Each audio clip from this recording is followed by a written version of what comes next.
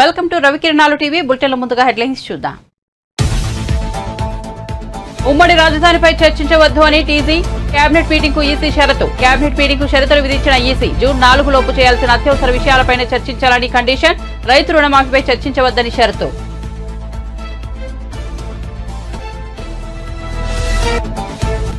మీడియాపై పెట్టిన అక్రమ కేసులు తక్షణం వెనక్కి తీసుకోవాలన్న దేవినేని ఉమ. మీడియాపై తప్పుడు కేసులు పెట్టిన వాళ్ళు మూల్యం చెల్లించుకోక తప్పదన్న టీడీపీ నేత. కంచెలపాలెం పోలీసుల తీరును దేశమంతా చూస్తోందని వ్యాఖ్య.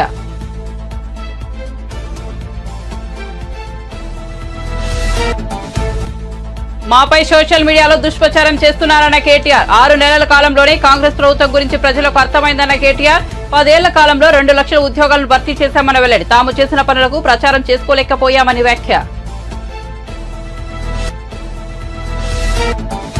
పల్నాడు అరాచకాలపై వైసీపీ తప్పుడు ప్రచారం చేస్తున్నారన్న లావు శ్రీకృష్ణదేవరాయలు. ఎస్పీ కుటుంబానికి మా కుటుంబానికి స్నేహం ఉందన్నట్లు వ్యాఖ్యలు. కాల్ డేటా ఇచ్చేందుకు సిద్ధమని ప్రకటించిన లావు వాస్తవాలను బయటపెట్టాలని సిట్ దర్యాప్తు బృందానికి విజ్ఞప్తి.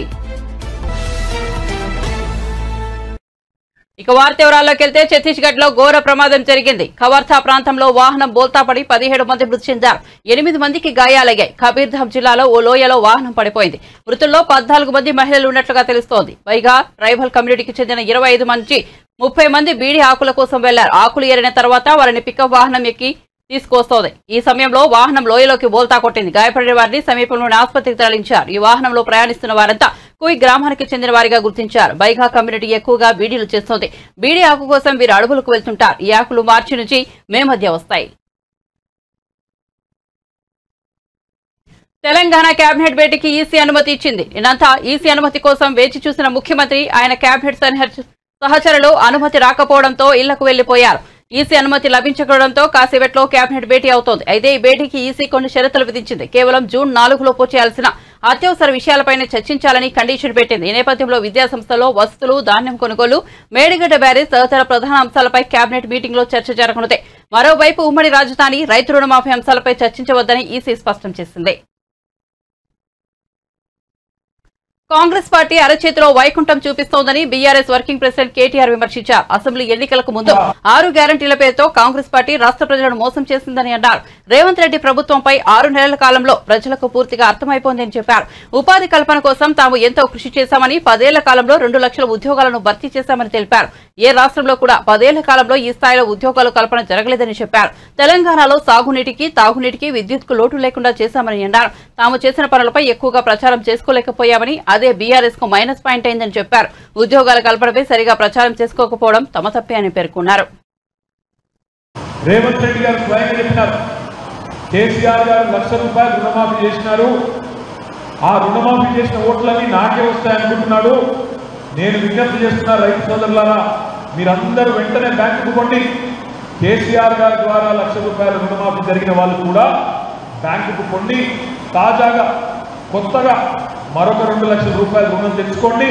నేను వస్తున్నా డిసెంబర్ 9 నాడు మొదటి సంతకం పెడతా, రుణమాఫీ చేస్తా. మీరు వెంబడే రండి, రుణం తెచ్చుకోండి. నేను వెంబడే రాగానే సంతకం పెడతాను అనే మాట డిసెంబర్ 9 నాడే 2 లక్షల రుణమాఫీ చేస్తానని చెప్పిన మాట గుర్తు పెట్టుకోండి అని చెప్పి, గుర్తు తెచ్చుకోండి అని చెప్పి నేను విజ్ఞప్తి చేస్తా ఉన్నాను. దుమ్మెత్తి పోసినారు కేసీఆర్ ప్రభుత్వం మీద. ఏమన్నారు? కేసీఆర్ గారు భూస్వాములకే డబ్బులు ఇస్తున్నాడు, భూ యజమానులకే డబ్బులు ఇస్తున్నాడు, కౌలు రైతులను పట్టించుకోవడం లేదు. కేసీఆర్ భూ యజమానులకు రైతు బంధు ఇస్తే నేను కౌలు రైతులకు కూడా రైతు బంధు ఇస్తానన్నాడు. మరి కౌలు రైతులకు రైతు భరోసా వచ్చిందా, రైతు బంధు వచ్చిందా రాలేదా నాకంటే బాగా మీకే తెలుసు.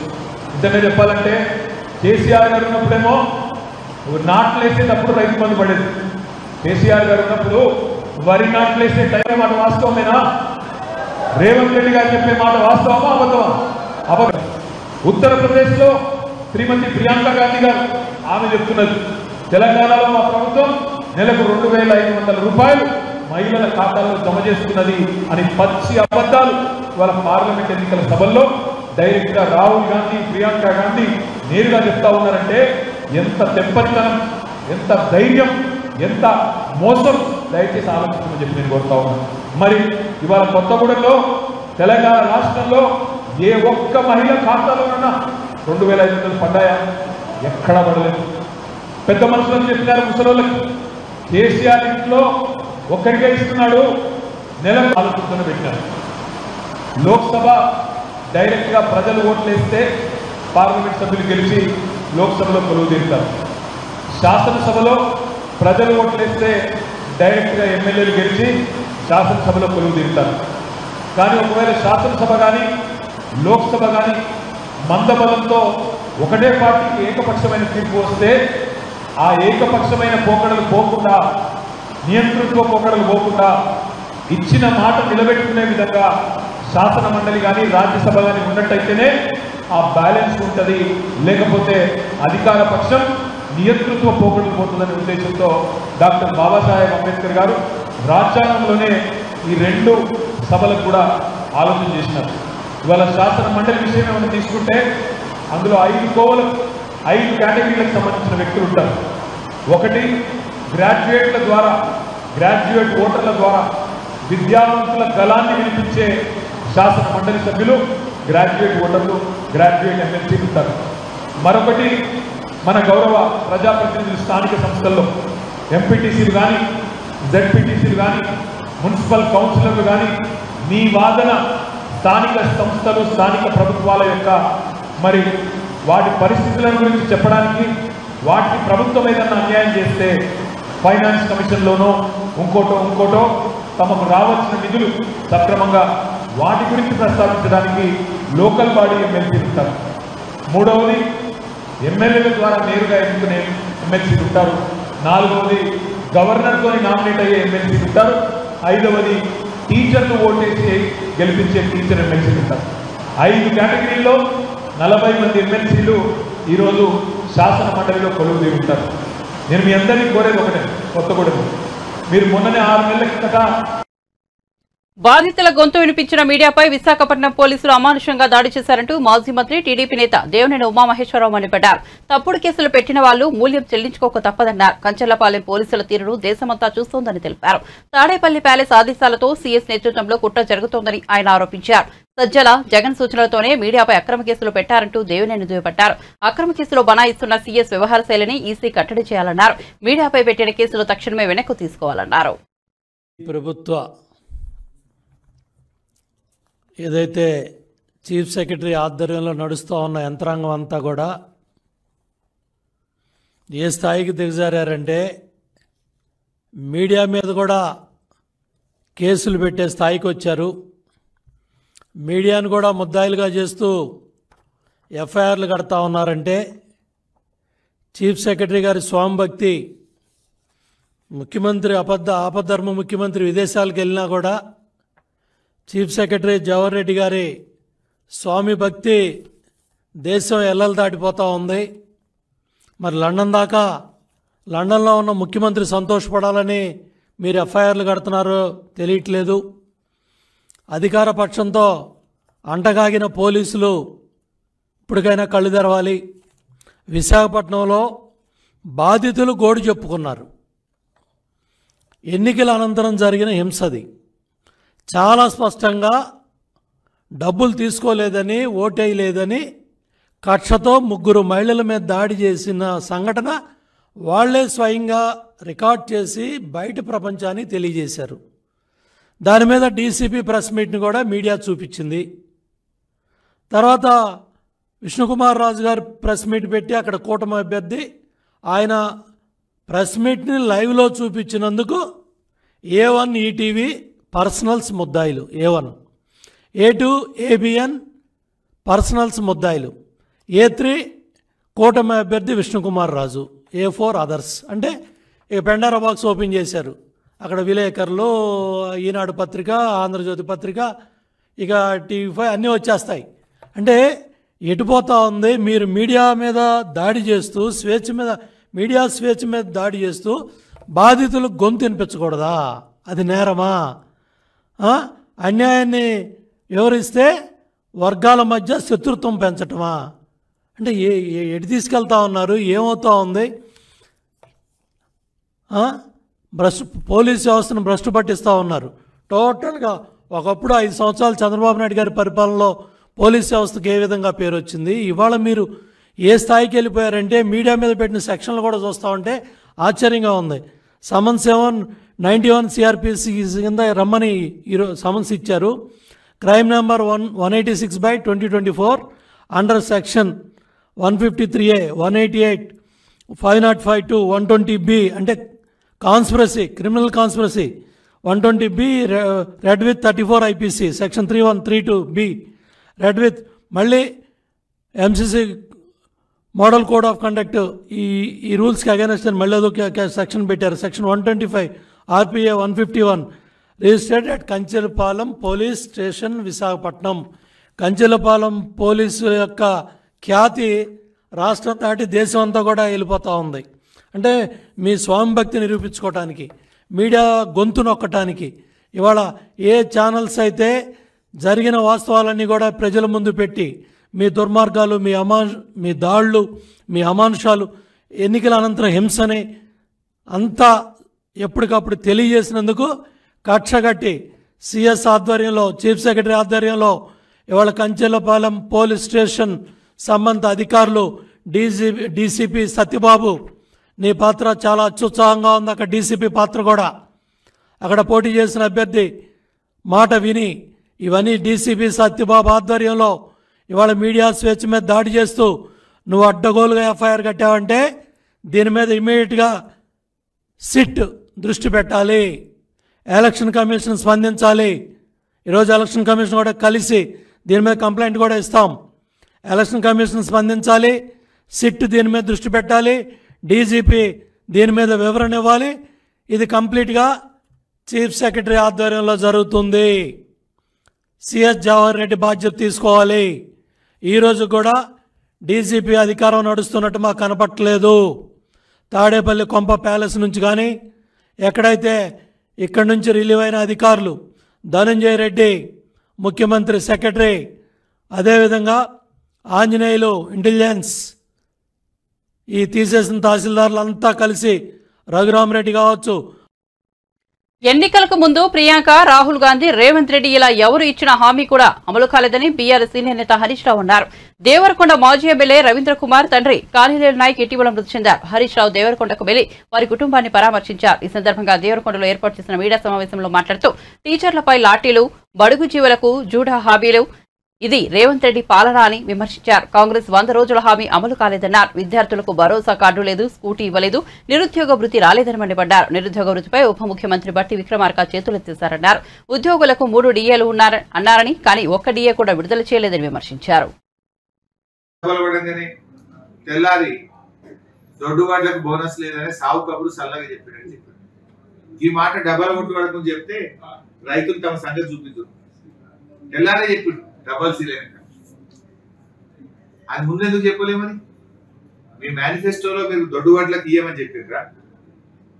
రాష్ట్రంలో వడ్లకు మేము 500 బోనస్ ఇస్తాము, 2500కు వడ్లు కొంటాము అని మీరు చెప్పారు ఆ రోజు. కానీ ఈరోజు ముఖ్యమంత్రి గారు బోనస్ విషయంలో చేతులు ఎత్తేసాడు. సన్న రకాలకే బోనస్ అంటున్నాడు. రాష్ట్రంలో 80% దొడ్డు వడ్లే పడతాయి, సన్న రకాలు కేవలం 20% పడతాయి. యాసంగిలు అయితే మొత్తం దొడ్డు వడ్లే ఉంటాయి.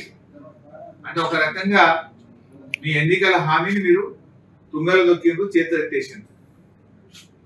ఇప్పటికే నిరుద్యోగ వృత్తి ఇచ్చేది లేదని చేతులు ఎత్తారు. ఇప్పుడు వడ్లకు బోనస్ విషయంలో చేతులు ఎత్తినారు. అంటే ఒక్కొక్క హామీని మీరు దాటవేస్తున్నారు, ఎగవేస్తున్నారు, ప్రజల్ని మోసపుచ్చుతున్నారు. మీ నిజస్వరూపం బయటపడతా ఉంది. ఇప్పటికే మీ బాండ్ పేపర్ బౌన్స్ అయింది. చెక్కు బౌన్స్ అయితే శిక్ష పడుతుంది. బాండ్ పేపర్ బౌన్స్ అయిన కాంగ్రెస్ కు కూడా ప్రజాక్షేత్రంలో శిక్ష తప్పదు. అందువల్ల ఇవాళ అందరినీ మోసం. విద్యార్థులకు భరోసా కార్డు లేదు, స్కూటీలు లేవు, నిరుద్యోగులకు నిరుద్యోగ వృత్తి లేదు, ఉద్యోగ ఉపాధ్యాయులకు పెండింగ్ లో ఉన్న డిఏలు ఇవ్వలేరు, రిటైర్ అయిన ఉద్యోగులకు పెన్షన్ బెనిఫిట్లు కూడా ఆపేసినారు. గత మార్చ్ ఏప్రిల్ నెలలో రాష్ట్రంలో దాదాపు 10,000కు పైగా ఉద్యోగ ఉపాధ్యాయులు రిటైర్ అయినారు. రిటైర్ అయిన రోజే పెన్షన్ బెనిఫిట్లు ఇస్తారు. కానీ ఇవాళ 2-3 నెలలు అయిపోయినా కూడా రిటైర్ అయిన ఉద్యోగులకు పెన్షన్ బెనిఫిట్లు కూడా రావడం లేదు. పల్నాడులో ఎన్నికల సందర్భంగా జరిగిన అరాచకాలపై నిష్పక్షపాతంగా విచారణ జరిపి నిజాలు బయటపెట్టాలంటూ టీడీపీ నర్సారావుపేట ఎంపీ అభ్యర్థి లావు శ్రీకృష్ణదేవరాయలు సిట్ అధికారులు కోరారు. కాల్ డేటా ఇచ్చేందుకు తాము సిద్దమని, వైసీపీ నేతలు కాల్ డేటా కూడా తీసుకుని పరిశీలించాలని అన్నారు. పల్నాడులో జరిగిన అరాచకాలపై వైసీపీ నేతలు తప్పుడు ప్రచారం చేస్తున్నారని, సాక్షి మీడియా వాస్తవాలను వక్రీకరించి ప్రచారం చేస్తోందని మండిపడ్డారు. ఈ మేరకు సోమవారం మంగళగిరిలోని టీడీపీ జాతీయ కార్యాలయంలో లావు శ్రీకృష్ణదేవరాయలు మీడియా సమావేశంలో మాట్లాడారు. రాష్ట్రంలో అరాచకాలు సృష్టించిన వైసీపీ నేతలు వాటిని టీడీపీ నేతలపై రుద్దే ప్రయత్నం చేస్తున్నారని ఆరోపించారు. కులం, రంగు పులిమి అధికారులతో లేనిపోని సంబంధం బాంధవ్యాలను అంటగట్టి మాపై నిందలు మోపుతున్నారని విమర్శించారు. అక్కడున్న ఎస్పీ గారు ఎలక్షన్ సమయంలో బిందు మాధవ్ గారు ఎవరైతే ఉన్నారో వారికి వారి ఫ్యామిలీతో మాకు ఏదో పరిచయం ఉన్నట్లు, మేమేదో చాలా దగ్గర స్నేహితులు అన్నట్లు, వారి భార్య మా భార్య ఏదో దగ్గర స్నేహితులు అన్నట్లు, ఏదో దీన్ని డెలిబరేట్గా ఈ మెసేజ్ని ఒకసారి కాదు దాదాపు 4-5 రోజులుగా దీన్ని పంపిస్తూ ఉన్నారు. క్షుణ్ణంగా పరిశీలించండి, మా కాల్ డేటా తీసి పరిశీలించండి. వాళ్ళ కాల్ డేటా మరి అధికారి కాబట్టి అది మీ చేతిలో ఉంటుంది. ఏదైతే ఎస్పీ బిందు మాధవ్ గారి ఫ్యామిలీ పైన ఏ విధంగా ఏదో నిరాధారమైన ఆరోపణలు చేస్తూ ఉన్నారో, ఏదో మాకు వారికి సంబంధం ఉందని, ఇది పూర్తి అవాస్తవం. వారి ఫ్యామిలీ మా ఫ్యామిలీ ఎప్పుడు కూడా కలిసింది లేదు, మాట్లాడింది లేదు. నేనే సిట్ వారిని లెటర్ రాస్తా ఉన్నా, అయ్యా మా ఫ్యామిలీ వైపు నుంచి కానీ వాళ్ళ ఫ్యామిలీ వైపు నుంచి కానీ ఏమైనా పరిచయం ఉంటే దయచేసి ఇప్పుడు కాదు, ఈ నెల రోజుల నుంచి కాదు, గడిచిన 4-5 సంవత్సరాల నుంచి ఏమైనా పరిచయం ఉన్నా, ఇప్పుడు నేను కలిసినా, ఇప్పుడు నేను ఫోన్లో మాట్లాడినా దయచేసి అది బయట పెట్టాలని చెప్పి కోరుతా ఉన్నాను. ఇంతకంటే ఓపెన్గా ఎవరు కూడా ఛాలెంజ్ చేయలేరు, అంత ఓపెన్గా నేను ఛాలెంజ్ చేస్తూ ఉన్నాను. ఇదిగోండి మేము ఐడెంటిఫై చేసిన ఈ 140 నుంచి 150 సెన్సిటివ్ బూత్స్, ఇది ఓపెన్ లెటర్, ఇదేమి దాచేది కాదు. 140 నుంచి 150 బూత్స్ ఉన్నాయి, మొత్తం సెన్సిటివ్ బూత్స్ మా పార్లమెంట్లో. దీనికి సంబంధించి మీరు కొద్దిగా బందోబస్తు అనేది జాగ్రత్తగా చేయాలి అని చెప్పడం జరిగింది. చెప్పినప్పుడు ఇంకో విషయం కూడా చెప్పాం, మేమివ్వటమే కాదు అటువైపు పార్టీ వాళ్ళు కూడా ఇస్తారు. ఒక 140, 150 ఈ 300 బూత్స్ని మీరు సరిగ్గా మ్యాన్ చేస్తే చాలు, ఇక్కడ ఎటువంటి ఇబ్బందికరమైన సంఘటనలు జరగవు, ఎటువంటి వైలెన్స్ జరగదని చెప్పి మేము ఇవ్వటం జరిగింది.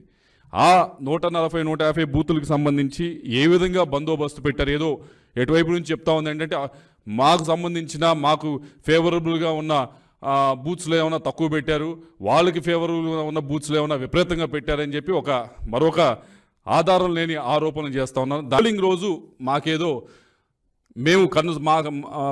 మా కనుసన్నలు ఏదో జరిగింది, మేమేదో చాలా ఇన్ఫ్లుయెన్స్ చేసామనే ఒక ఆరోపణ చేస్తూ ఉన్నారు. దాని గురించి కూడా సిట్ వారిని దయచేసి వెరిఫై చేయమంటా ఉన్నాం. నేను ఐఎమ్ రెడీ టు గివ్ నా ఫోన్ డేటా ఇవ్వడానికి నేను రెడీ, కావాలంటే నా డివైస్ ఇవ్వడానికి కూడా రెడీ. మా వైపు నుంచి ఏ విధమైన ఏ ఆఫీసర్కైనా, ఏ స్థాయి ఆఫీసర్కైనా ఫోన్లు చేసి మా వైపు నుంచి మేమేమన్నా అన్డ్యూ రిక్వెస్ట్, అడగకూడని రిక్వెస్ట్లు ఏమైనా అడిగితే తప్పకుండా దాన్ని బయట పెట్టాలని చెప్పి సిట్ వారిని కోరుతా ఉన్నాం. నా వరకే కాదు, నా చుట్టుపక్కల ఆ రోజు ట్రావెల్ చేసిన వారి అందరికీ కూడా మీరు దయచేసి కాల్ డేటా రికార్డ్ చేయండి, తీసుకొని వాటిని వెరిఫై చేసి ఇవన్నీ కూడా బయట పెట్టాలని చెప్పి కోరుతా ఉన్నాం. దీన్ని ఏదో అనవసరంగా ఎలక్షన్ సమయంలో అనవసరంగా మన చేతిలో లేని విధంగా జరిగిన దానికి ఇదేదో పూర్తిగా మేమే చేసాము, ఎంపీగా ఉండి నేనే చేశానని చెప్పి నా పైన ఆరోపణలు చేయటం కానీ, దానికి ఒక కులం రంగు పూయటం కానీ, ఈ విధంగా గడిచిన 4-5 రోజుల నుంచి కూడా అధికార పక్షం ఏదైతే ఉందో వైఎస్ఆర్ కాంగ్రెస్ పార్టీ అది చేస్తూ ఉంది. ఇది ముమ్మాటికి తప్పి. నేను గడిచిన 5 సంవత్సరాల నుంచి కూడా నరసరావుపేట ప్రజలు, పల్నాడు ప్రజలు నన్ను చూశారు, ఏ విధంగా బిహేవ్ చేశాను, ఏ విధంగా ముందుకు వెళ్ళానని చూశాను. ఎవరైనా మిగతా వాళ్ళు 2+2, 3+2 గన్మెన్లు పెట్టుకొని తిరిగారు. కనీసం నేను గన్మెన్లు కూడా నేను వద్దంటే తప్పక ఒక గన్మెన్ ఇచ్చి నాకు ఇప్పించడం జరిగింది ఆ రోజు ఎస్పీ గారు. నేను ప్రశాంతంగా చాలా ఫ్రీగా జనంతో కలిసి తిరగటం జరిగింది. అలా తిరిగే మనిషికి మీరు అనవసరంగా ఇటువంటి ఆపాదించడం అనేది కరెక్ట్ అయిన విషయం కాదు. ఒకవేళ నా వైపు నుంచి ఎవరైనా ఇన్స్టిగేట్ చేసి ఏ విధమైన అల్లర్లు సృష్టించడానికైనా పల్నాడులో ప్రయత్నించుంటే తప్పకుండా నేను ఏమి దానిలో మొహమాడు పడట్లేదు, తప్పకుండా నా పేరు కూడా మీరు ఛార్జ్ షీట్లో చేర్చుకోవచ్చు. ఇదిగో నువ్వు ఈ విధమైన ఈ గ్రామంలో ఈ విధంగా నీ వల్ల జరిగింది అంటే తప్పకుండా పెట్టండి. ఆన్ ద కాంట్రరీ, ఆపోజిట్గా మీ అందరూ చూశారు, దొండపాడు అనే గ్రామంలో ఇన్స్టెడ్ ఆఫ్ అవతల వైపు కాకుండా నాపైనే ఆ రోజు అటాక్ జరగడం జరిగింది. నా వెహికల్స్ పైన ఆ రోజు అటాక్ జరగడం జరిగింది. నా కాన్వాయ్ వెహికల్స్ ఏదైతే 3 వెహికల్స్ ఉన్నాయో అన్నీ కూడా పగలగొట్టడం జరిగింది. ఆ రోజు అక్కడ ఉన్న పోలీస్ ఆఫీసర్లు కూడా వారేమి చేస్తూ ఉడిగినట్టు చూస్తూ ఉన్నారు. ఇన్స్టెడ్ నా వైపు నుంచి పోకుండా వాళ్ళు న్యూట్రల్గా పక్కనే నుంచో ఉన్నారు. కాబట్టి మీరందరూ కూడా దయచేసి ఇటువంటి దుష్ప్రచారాన్ని బెంగళూరు శివారులోని ఓ ఫామ్ హౌస్ లో నిర్వహిస్తున్న రేవ్ పార్టీని కర్ణాటక పోలీసులు భగ్నం చేశారు. ఈ పార్టీకి హాజరైన సుమారు 100 మందిని అదుపులోకి తీసుకున్నారు. హైదరాబాద్ కు చెందిన వాసు అనే యువకుడి పుట్టినరోజు సందర్భంగా ఈ పార్టీ ఏర్పాట్లు చేసినట్లు సమాచారం. ఆదివారం సాయంత్రం మొదలైన పార్టీకి తెలుగు రాష్ట్రాలకు చెందిన సినీ రాజకీయ ప్రముఖులు పలువురు హాజరైనట్టు తెలుస్తోంది. ఫామ్ హౌస్ ఆవరణలో ఉన్న ఓ కారులో ఏపీ ఎమ్మెల్యే కాకాని గోవర్ధన్ కు చెందిన స్టిక్కర్ ను గుర్తించినట్లు కన్నడ మీడియా పేర్కొంది. అయితే ఆ కారు తనది కాదని ఏపీ ఎమ్మెల్యే కాకాని వివరణ ఇచ్చారు. ఫామ్ హౌస్ లో రేవ్ పార్టీ జరుగుతోందన్న విశ్వసనీయ సమాచారంతో సీసీబీ పోలీసుల బృందం రైడ్ చేసింది. దాదాపు 3 గంటల పాటు ఫామ్ హౌస్ లో సోదాలు నిర్వహించిన పోలీసులు 17 MDMA టాబ్లెట్లు కొకైన్ ను స్వాధీనం చేసుకున్నారు. ఫామ్ హౌస్ ఆవరణలో పార్క్ చేసిన మెర్సిడెస్ బెంజ్, జాగ్వార్ తదితర 15కు పైగా లగ్జరీ కార్లను సీజ్ చేశారు. పార్టీకి హాజరైన వారిలో తెలుగు రాష్ట్రాలతో పాటు బెంగళూరుకు చెందిన వారు కూడా ఉన్నారని, 25 మంది యువకులు కూడా ఉన్నారని సమాచారం. ಪಾರ್ಟಿಯಲ್ಲಿ ಭಾಗಿಯಾಗಿದ್ದವರನ್ನ ಕರೆತಂದು ಅವರನ್ನ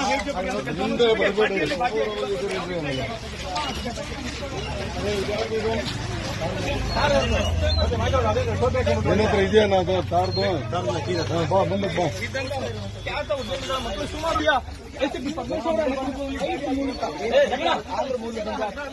ಆಯೋಜಕರು ಫ್ಲೈಟ್ ಮೂಲಕ ಜನರನ್ನ ಕರೆಸಿ ಒಂದು ಪಾರ್ಟಿಯಲ್ಲಿ ಮಾಡ್ತಾ ಇರ್ಬೋದು. ಒಂದು ರೈಡ್ ನಂತರ ಅವ್ರನ್ನ ಕರ್ತಾ ಇರುವಂತದ್ದು ರಾತ್ರಿ ತಡರಾತ್ರಿಯಲ್ಲಿ ಒಂದು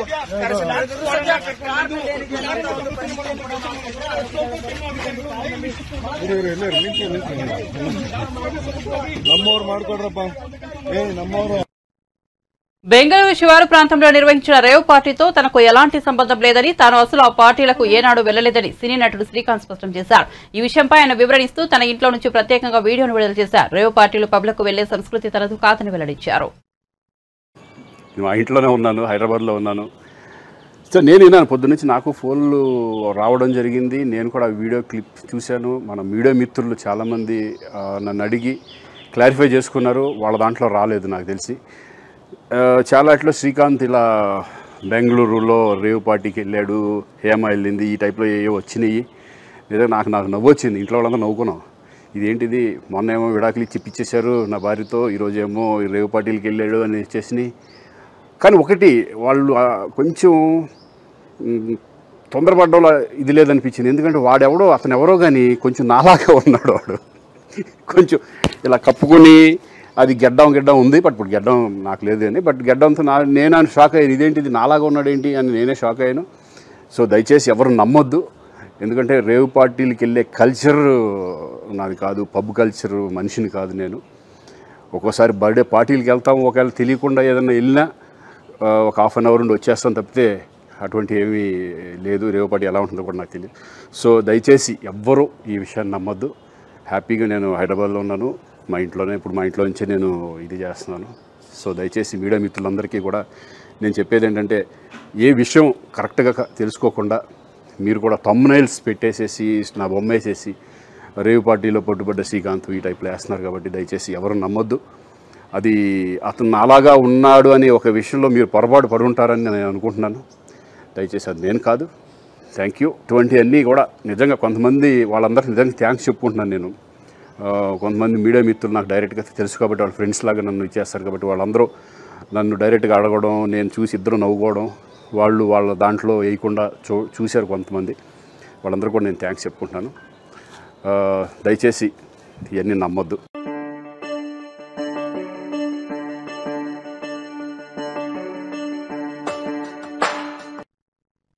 5వ దశ పోలింగ్ సందర్భంగా పలువురు బాలీవుడ్ నటులు తమ ఓటు హక్కు వినియోగించుకున్నారు. తాజాగా అక్షయ్ కుమార్ కూడా ఓటు వేశారు. గతేడాది భారత పౌరసత్వం పొందాక ఆయన ఓటు వేయడం ఇదే తొలిసారి. పోలింగ్ బూత్ ఆయన బయట ఆయన మీడియాతో మాట్లాడారు. భారత్ మరింత అభివృద్ధి చెందిన దేశంగా, శక్తివంతంగా మారాలని కోరుకుంటున్నా. ఈ దృష్టితోనే నేను ఓటు వేశాను. భారతీయులు కూడా తమకు నచ్చిన వారికి ఓటు వేయాలి. ఈసారి పోలింగ్ శాతం పెరుగుతుందని అనుకుంటున్నానని తెలిపారు ఆయన.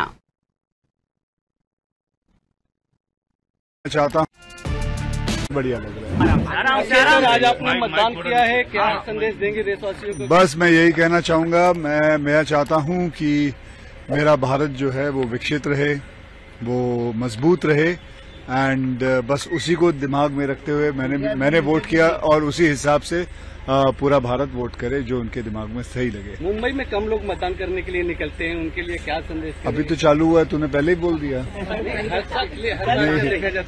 नहीं, मुझे लगता है इस वक्त बहुत ज्यादा निकलेंगे। आज सुबह देखिए, सुबह के 7 बजे मैं यहाँ पहुंच गया था, सुबह 7 बजे पोलिंग बूथ खुल गया था।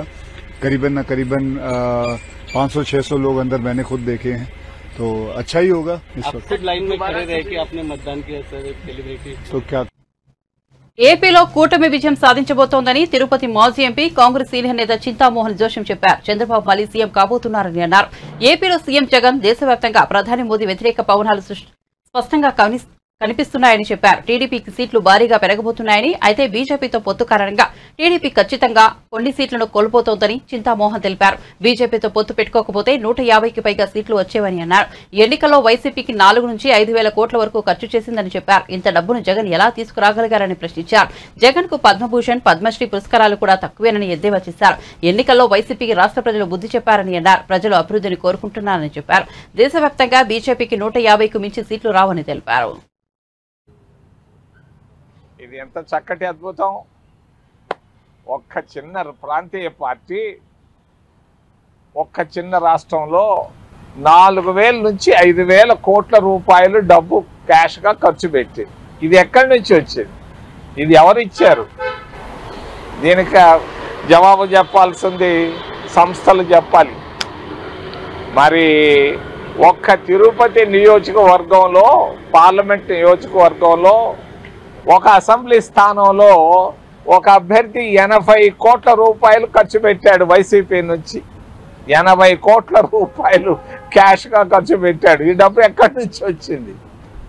మరి ఇంకొక రిజర్వ్డ్ స్థానంలో, గూడూరు అనే రిజర్వ్డ్ స్థానంలోంచి ఒక అభ్యర్థి, వైసీపీ అభ్యర్థి 45 కోట్ల రూపాయల డబ్బు ఖర్చు పెట్టాడు. మరి ఈ డబ్బుని ఒక పోలీస్ అధికారి ఒక హోటల్లో పెట్టుకొని డబ్బుని డిస్ట్రిబ్యూట్ చేశాడు. అంటే ఇక్కడ అన్నీ తెలిసి కూడా అన్ని వ్యవస్థలు విఫలమవుతున్నాయి.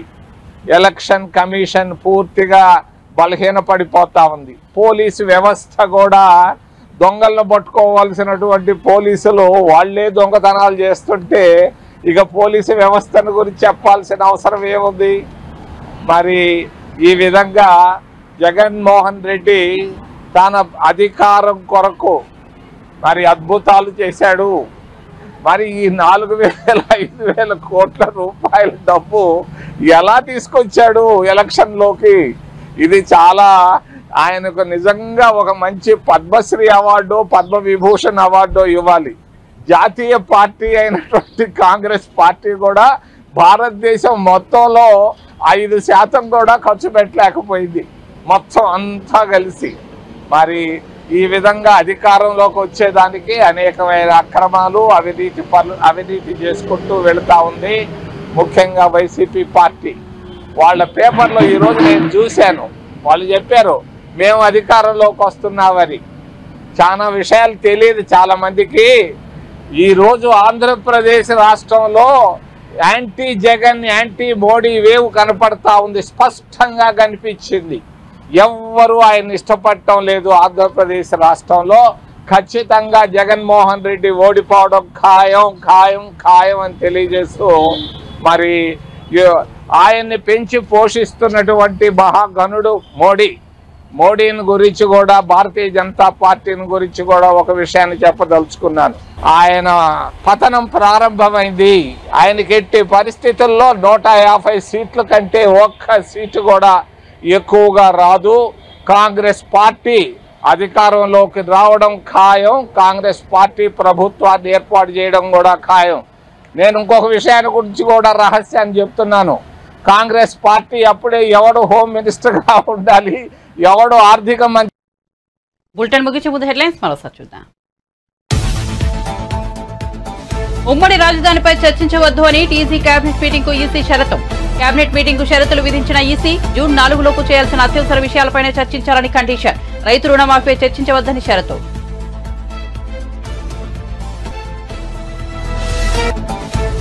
మీడియాపై పెట్టిన అక్రమ కేసులు తక్షణమే వెనక్కు తీసుకోవాలన్న దేవినేని ఉమ. మీడియాపై తప్పుడు కేసులు పెట్టిన వాళ్ళు మూల్యం చెల్లించుకోక తప్పదన్న టీడీపీ నేత.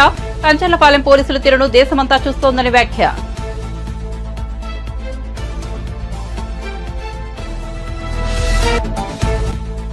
మాపై సోషల్ మీడియాలో దుష్ప్రచారం చేస్తున్నారన్న కేటీఆర్. 6 నెలల కాలంలో కాంగ్రెస్ ప్రభుత్వం గురించి ప్రజలకు అర్థమైందన్న కేటీఆర్. 10 ఏళ్ల కాలంలో 2 లక్షల ఉద్యోగాలను భర్తీ చేశామని వెల్లడి. తాము చేసిన పనులకు ప్రచారం చేసుకోలేకపోయామని వ్యాఖ్య.